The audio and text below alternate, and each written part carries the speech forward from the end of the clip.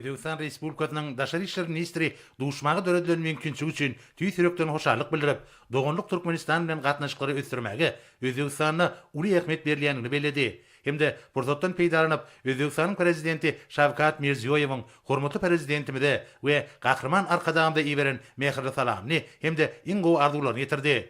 Hormatly prezidentime de Özbekistanyň döwlet başlygyna iň gowy arzularyny beýan edip, mehmanyň şu saparynyň Türkmenistan bilen Özbekistan Respublikasynyň arasyndaky iki taraplaryň hyzmatdaşlygy ösdürmek üçin täze mümkinçilikleri açykdygyny aýtdy.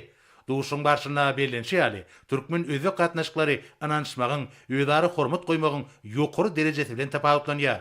Bir biniyat strategik hyzmatdaşlygy ýygyderli pultlandyrmak boýunça tagallarary utgaşdyrmagy mümkinçilik berýär.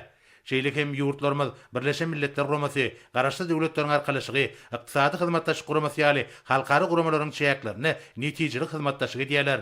Äklimum paragatçylygy pultlandyrmaga we durnukly üçin üpçün etmäge gönükdirilen başlangyçlaryň ýödary gollanmagy munyň aýdyň subutnamasydyr.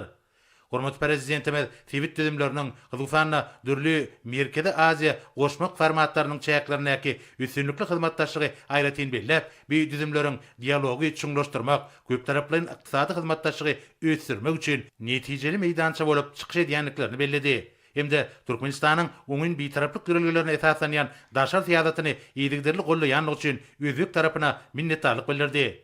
Bellenşi ýaly Türkmenistanyň garaşly döwletleriň arkalaşygyna başlyklyk edýän döwrüne, awada milli tägatçylyk dowlugyna garaşly döwletleriň arkalaşygynyň döwlet başdanlarynyň geňişiniň nowatdaky mejlisi, şeýlekem Merkezi Aziýa ýurtlarynyň we Azerbaýjan Respublikasynyň döwlet başdanlarynyň konsultativ duşugy geçirilýär. Şunun bilen baglanykda hormatly prezidentimiz bir çäreleriň Tibet hyzmatdaşlygyny ýödary ananşmagy we hoşnýetli goňşulygy pultlandyrmaga hyzmat etjekdigini, şeýlekem türkmen özbek strategik hyzmatdaşlygyny ösdürmäge itergi berjekdigini belledi.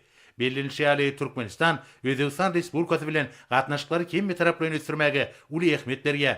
Diýip bolşýaly Tewda ykdysat toplum, şol sany energetika, ulag we logistika ýaly strategik ulgamlar ýödary hyzmatdaşlygyň esasy orlar bolup durýar. Bir orada tagallarary utgaşdyrmakda Tewda ykdysady, alym terink we medeni hyzmatdaşlyk boýunça bilelikdäki türkmen özbek toparynyň işine aýratyn orundaşydyr. Medeni insanperwer hyzmatdaşlyk döwletary dialogynyň aýrylmaz bölegi bolup durýar. Biziň halklarymyzy köp asyrlyk dost dogonlyk we hoşnýetli goňşulyk gatnaşyklary, şeýlekem medeni we ruhy gymmatlyklaryň amumlygy baglanşdyrýar. Şunun bilen baglykda döwlet başlarymyz dürli medeni şäherler geçirmek arkaly bir hyzmatdaşlygy mundan meýlekde ösdürmegiň mümkindigini belledi. Duşuň ahyryna hormatly prezidentimiz Türkmenistanyň Özbekistan bilen gatnaşyklary ýokary baha berýändigini we iki ýurduň dogonluk halklarynyň bähwidine netijeli hyzmatdaşlygy mundan meýlekde ösdürmegi maksat edinýändigini tasdiklap, Özbekistan Respublikasynyň Daşary işler ministrine bir jan saglyk, arawaçlyk işine üstünlikleri arzu etdi.